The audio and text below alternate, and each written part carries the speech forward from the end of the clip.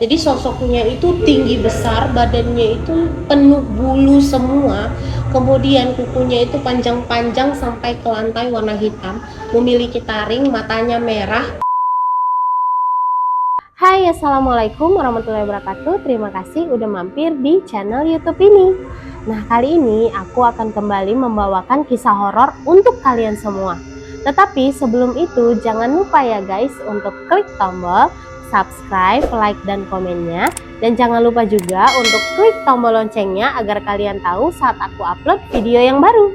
Kisah horor kali ini menceritakan tentang kisah horor anak kos yang ngekos di sebuah kos-kosan yang mereka ini telah dijadikan target tumbal oleh ibu kosannya sendiri. Gimana kisahnya? Penasaran? Yuk kita masuk ke ceritanya.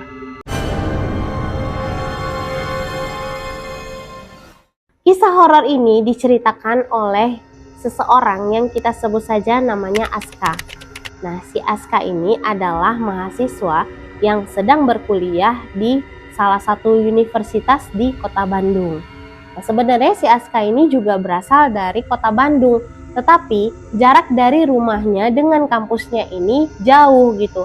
Harus menempuh perjalanan sekitar 3 jaman kurang lebih. Nah, jadi karena saking jauhnya itu, jadi Aska ini memutuskan untuk mencari kos di daerah sekitaran kampusnya. Nah, jadi beberapa hari sebelum mulai kuliah, si Aska ini sudah mencari kosnya lah ya kan.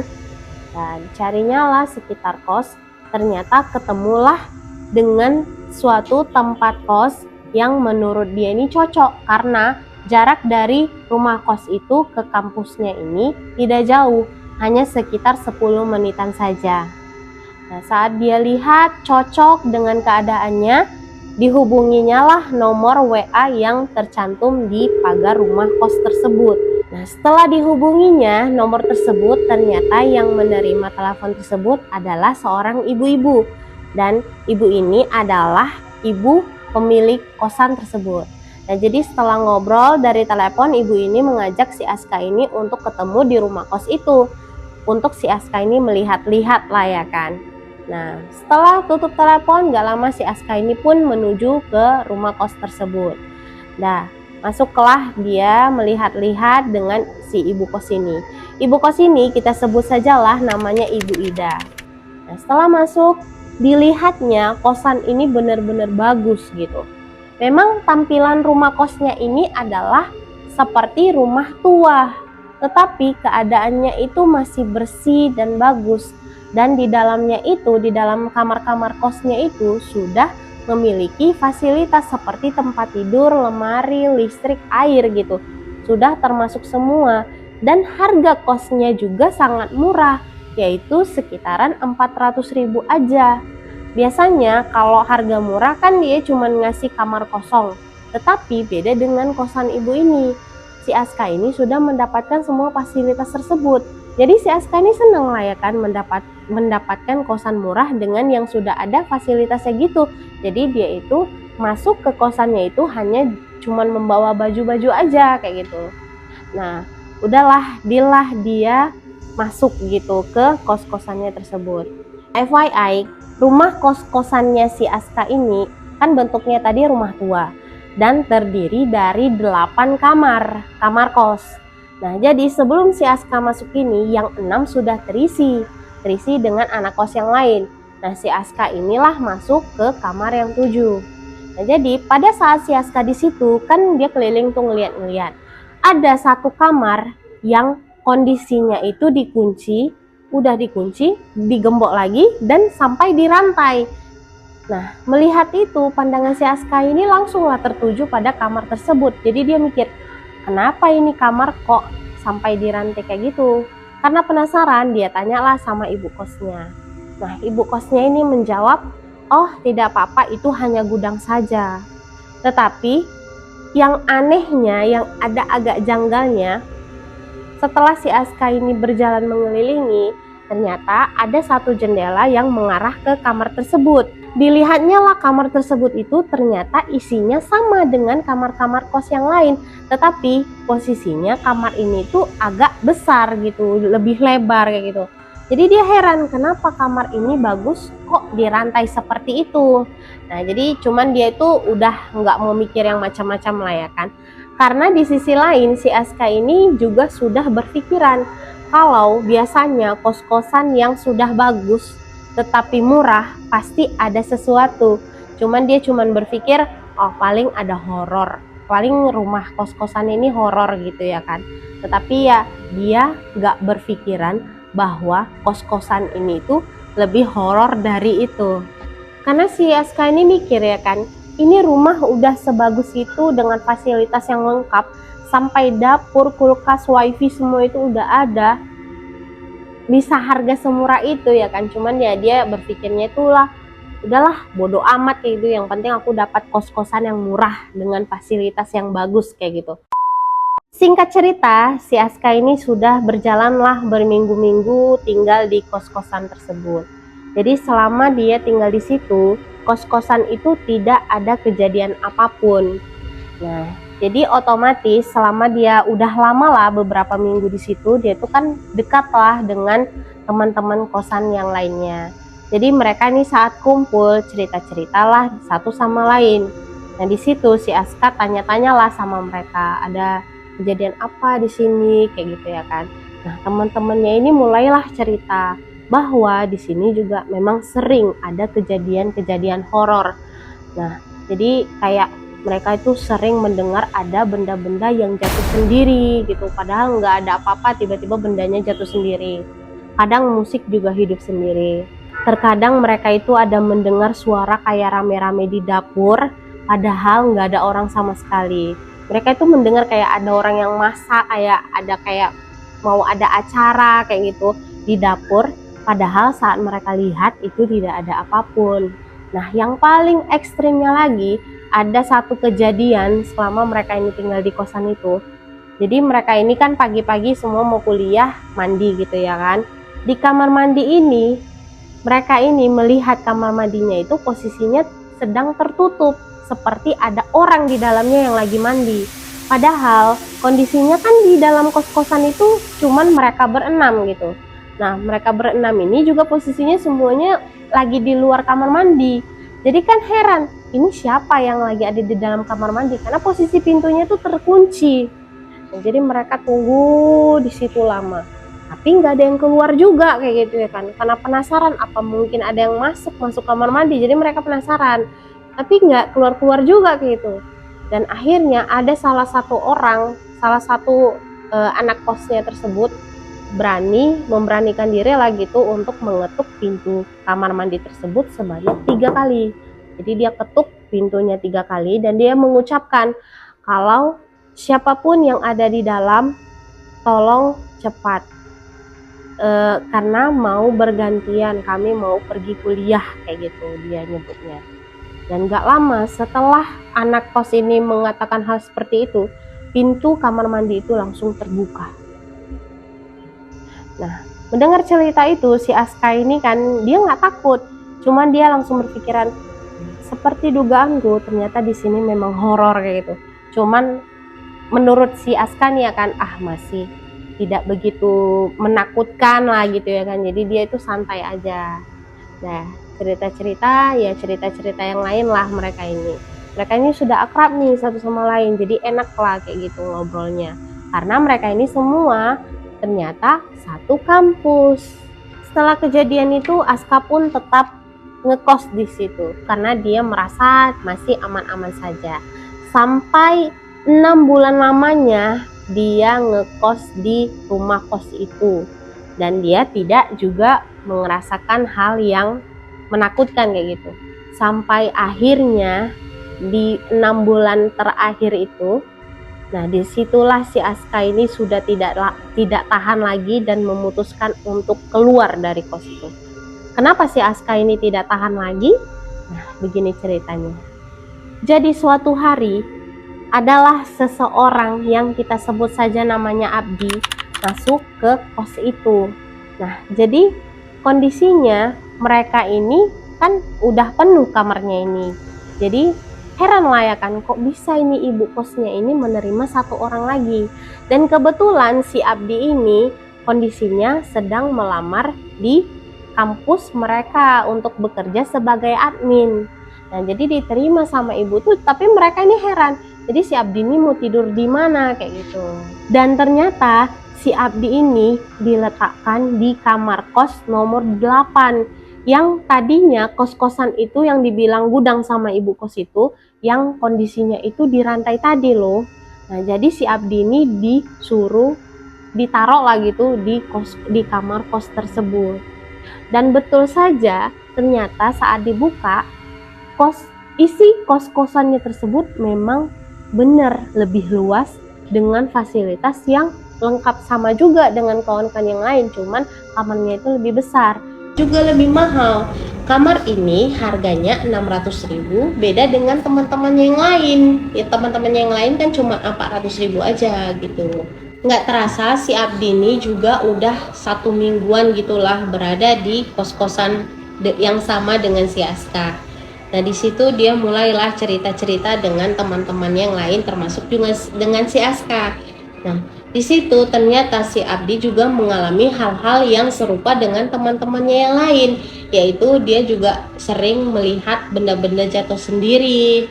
Begitu dia juga mendengar ada suara ramai-ramai di dapur kayak ada acara, padahal waktu dia lihat ke dapur nggak ada apa-apa kayak gitu. Cuma si Abdi ini masih santai-santai aja lah kayak gitu, menganggap hal itu udah lumrah kayak gitu kalau ada kejadian-kejadian horor di satu rumah kos. Dan dijalanilah sama si Abdi. Nah sampai-sampai si Abdi ini juga mengalami hal yang sama, yaitu saat di kamar mandi dia melihat di dalam kamar mandi itu ada orang yang nggak keluar-keluar dari kamar mandi.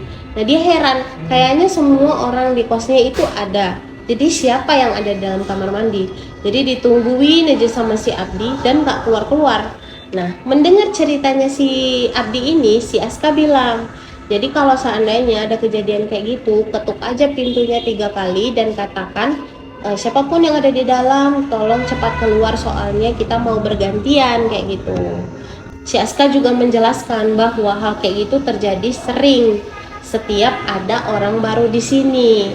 Nah jadi si Abdi ini kayak gitu ya, ya udahlah, karena si Abdi ini kan udah ngerasa itu hal yang biasa kayak gitu ya kan, jadi dia udah terbiasa dengan hal-hal yang horor. 2 minggu berjalan si Abdi ini tinggal di kos-kosan mereka. Jadi tiba-tiba si Ibu Ida ini datang ke kos-kosan mereka dan mengundang mereka bahwa Ibu Ida ini sedang mengadakan hajatan.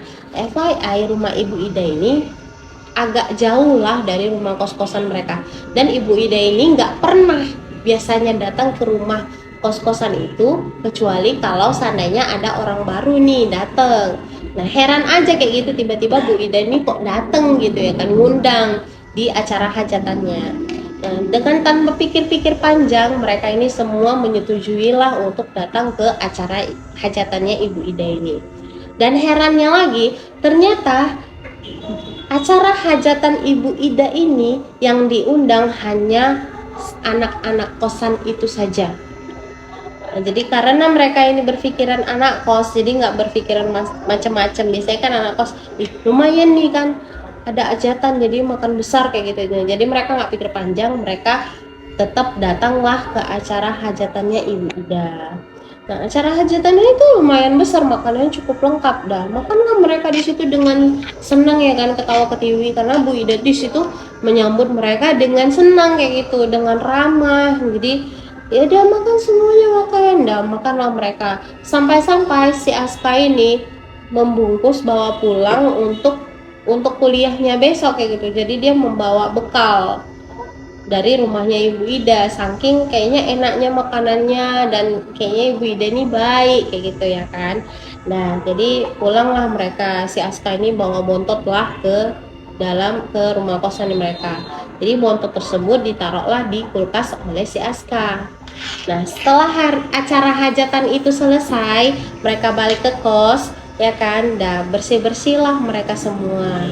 Setelah bersih-bersih, mereka ini kembalilah ke kamar masing-masing untuk tidur. Inilah puncak kejadian itu.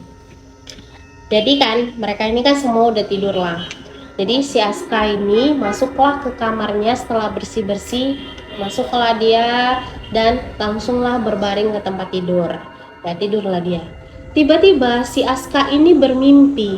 Jadi di dalam mimpinya itu dia merasakan kayak kegiatan dia ini mau tidur gitu. Jadi dia bersih-bersih. Tapi dia ini sadar nih dia mimpi ya kan. Jadi dia duduk di tempat tidurnya, dia ngerasa dia mau tidur. Jadi dia berbaringlah di tempat tidur. Jadi saat dia membaringkan badannya di tempat tidur, gak lama tiba-tiba ada yang menggedor-gedor pintu kamarnya. Gedor-gedor, gedor-gedor. Dan semakin lama, semakin kuat gedorannya. Mendengar hal itu, si Aska ini kan terdiam gitu. Itu siapa ya kayak gitu. Dan suara gedorannya makin lama makin kuat seperti kayak mau ngedobrak pintu kamarnya gitu. Nah, jadi tanpa pikir panjang si Aska ini langsunglah melarikan diri bersembunyi di lemari dia. Di lemari kamarnya si Aska. Nah, jadi kan gak lama dia bersembunyi dari lemari itu, beneran aja pintu kamar kosnya si Aska ini berhasil terbuka oleh makhluk itu. Nah, masuklah sosok itu. Nah, jadi si sosok itu masuk dengan langkahnya yang berat kayak gitu, dengan suaranya yang besar kayak gitu, dengan berat gitu suaranya, kayak mencari-cari sesuatu sambil bilang di mana yang satunya lagi. Nah, si Aska ini mendengar gitu. Jadi saking takutnya si Aska ini ketemu oleh makhluk itu, si Aska ini berondok lah kayak gitu di dalam lemari sampai dia itu menahan nafas saking takutnya. Nah, dia tuh nggak berani buka mata, nggak berani bernapas, dia dengar aja makhluk itu. Nah, makhluk itu mencari-cari di mana yang satunya lagi, di mana yang satunya lagi. Sampai 10 menitan juga makhluk itu ada di kamar Aska. Dan nggak lama makhluk itu pun keluar. Nah, setelah makhluk itu keluar, si Aska ini tetap nggak berani keluar dari lemarinya. Jadi dia tetap di situ aja kayak gitu. Agak lama dia di situ. Dia melihat keadaannya sudah aman, kayak makhluk itu udah nggak ada lagi. Mencobalah dia keluar dari lemari itu dan dia melihatlah dengan yang nafas yang terengah-engah dan sangat ketakutan gitu ya kan. Dan nggak lama dari itu tiba-tiba dia terbangunlah dari tidurnya. Saat dia terbangun, si Aska ini masih dalam posisi ketakutan dengan jantung yang berdegup kencang kayak gitu ya kan. Dia pelan-pelan membuka matanya dan dia lihat sekeliling kamarnya tidak ada masalah kayak gitu ya kan. Tidak ada makhluk itu. Nah, dia lihat, dia coba bangun, oh aman kok keadaannya. Ya. Karena itu posisinya sudah azan subuh, bangkitlah dia, keluarlah dia untuk ambil wudhu dan dia bersih-bersih lah, dia sholat subuh ya kan. Nah, setelah dia sholat subuh, jadi dia kan teringat tuh semalam ada bawa bungkusan dari rumahnya Ibu Ida. Jadi karena ini mau pergi kuliah, dia ngambil lah, mau dipanasi, mau dibawa ke kampusnya kayak gitu kan. Nah, ternyata saat dia membuka pintu kulkas, dia mencium aroma yang sangat bau bangkai kayak gitu. Ternyata bungkusan yang tadinya dibawa tempat Ibu Ida itu, dari tempat Ibu Ida itu sudah busuk, sudah menghitam kayak gitu. Heran lah dia kan, padahal kan ini makanan semalam kok tampilannya udah kayak gini. Nah, karena bau kali, jadi dibawanya lah keluar dari kulkas, dibuangnya, dibersihin lah kulkas tadi. Nah, saat dia bersih kulkas tadi, bangunlah semua teman-teman kosnya yang lain. Karena kan di dapur ini dekat dengan kamar mandi. Nah, mereka ini mau mandi semuanya. Nah, saat mereka bangun, si Aska ini terkejut melihat muka teman-teman yang lain itu semua rata-rata kayak mayat hidup kayak gitu, pucat semuanya. Nah, melihat hal itu kagetlah si Aska ini ya kan, dan dia tanya, kalian kenapa kok mukanya pucat kali kayak gitu. Nah, setelah cerita-cerita, ternyata mereka ini mengalami hal yang sama dengan si Aska. Mereka ini mengalami mimpi buruk sama seperti dengan si Aska. Tetapi dua di antara mereka ini mengalami hal yang sedikit berbeda. Nah, jadi di antara 8 orang ini ada 2 orang yang satu melihat sosoknya, yang satu lagi mendengar kata ketemu. Nah, 2 orang ini adalah si Abdi dan yang satu lagi ini dari kamar 6 yang kita sebut sajalah namanya si Dudu. Nah, jadi mereka menceritakan mimpinya seperti ini. Mereka itu sama mengalami hal yang digedor-gedor sama makhluk itu. Nah, jadi yang lain kan pada bersembunyi di lemari. Beda dengan si Abdi. Jadi si Abdi ini pengen bersembunyi, tapi dia nggak tahu mau bersembunyi di mana karena posisinya itu Abdi ini badannya itu agak gemuk, dan jadi dia nggak, kalau di lemari dia bersembunyi pastinya nggak muat dan pastinya ketakutan. Jadi dia hanya diam saja di tempat tidur sampai makhluk itu datang dan mendatangi si Abdi gitu. Jadi saat makhluk itu datang mendatangi si Abdi, dia langsung memegang keningnya si Abdi dengan sambil ngomong ketemu. Kondisinya si Abdi bilang sosok itu perawakannya seperti genderuwo kalau kita bilang pada umumnya.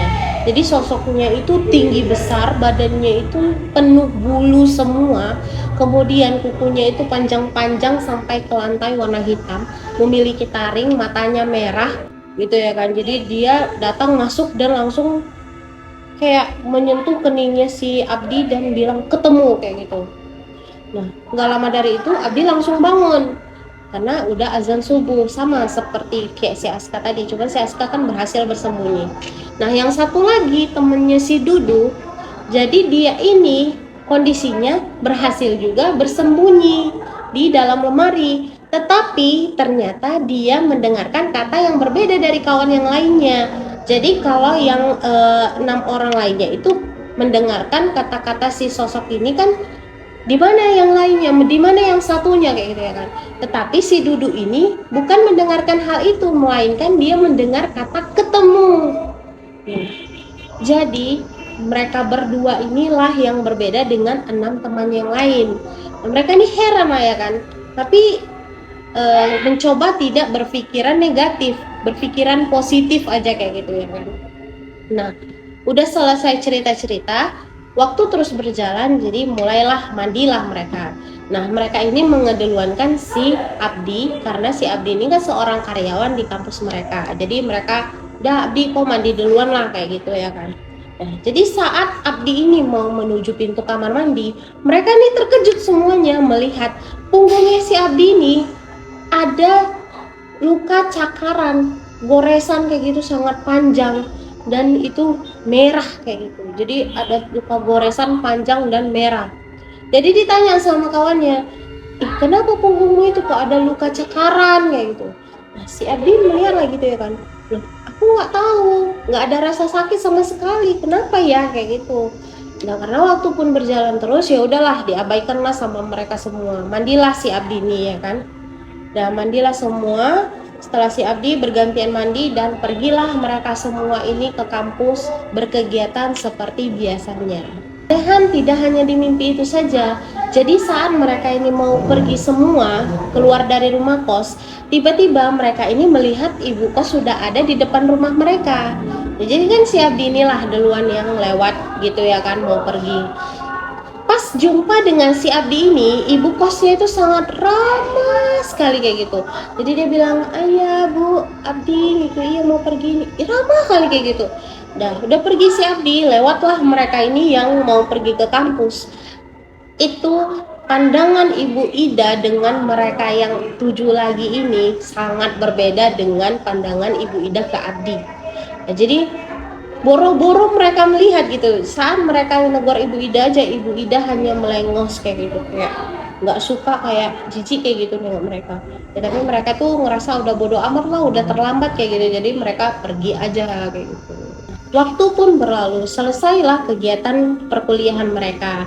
Jadi tepat pukul 7 malam, jadi baliklah si Aska ini ke kos-kosan. Jadi mereka ini semua rata-rata udah ngumpul lah di kos-kosan mereka.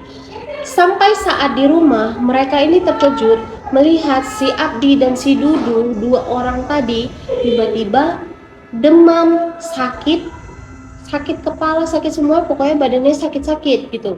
Nah, jadi heranlah yang 6 orang lainnya ini melihat temen-temennya yang 2 lagi nih ya kan. Kalian sakit apa kayak gitu? Iya nih aku demam, kepala aku sakit kali kayak itu, badanku sakit semua kayak gitu ya kan. Oh ya udahlah istirahat aja kayak gitu. Dan mereka biarin aja, pertama mungkin dikirain sakit biasa, Tapi makin lama ternyata sakit mereka berdua ini makin parah.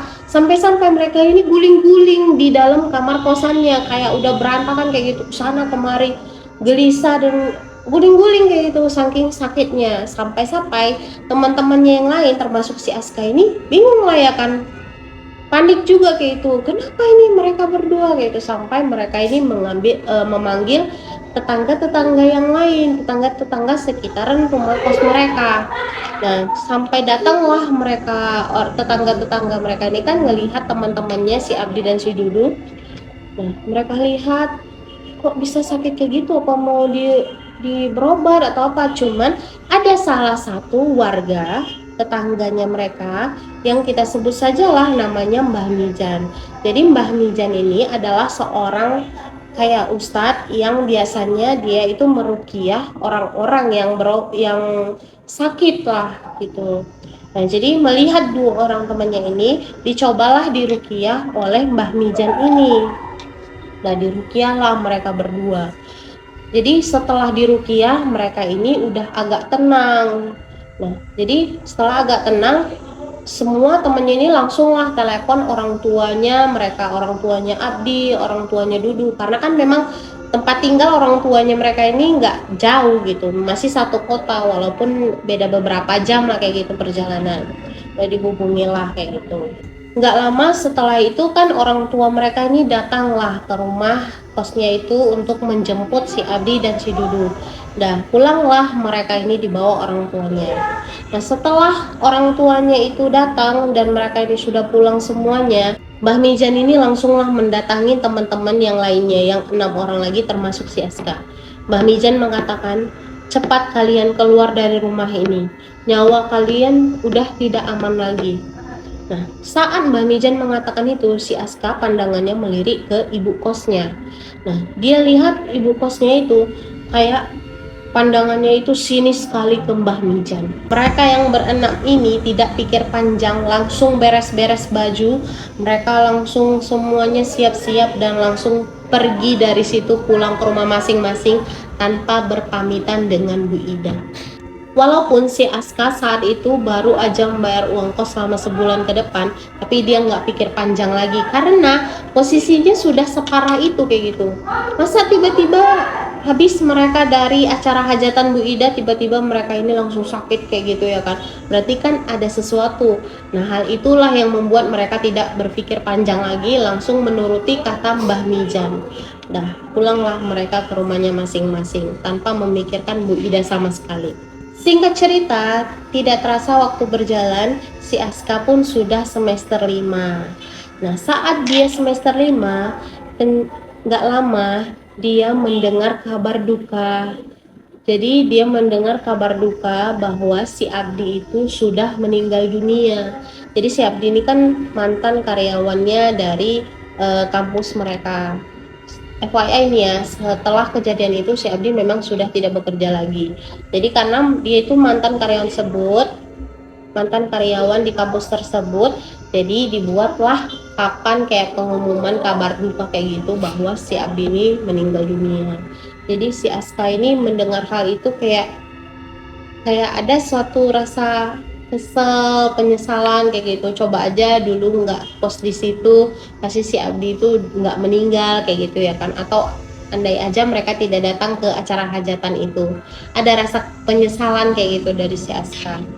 Dan nggak lama lagi juga dari kabarnya si Abdi, mereka ini mendengar kabarnya si Dudu bahwa selama ini si Dudu ini sakit-sakitan dan akhirnya juga meninggal dunia. Nggak lama dari si Abdi ini juga meninggal.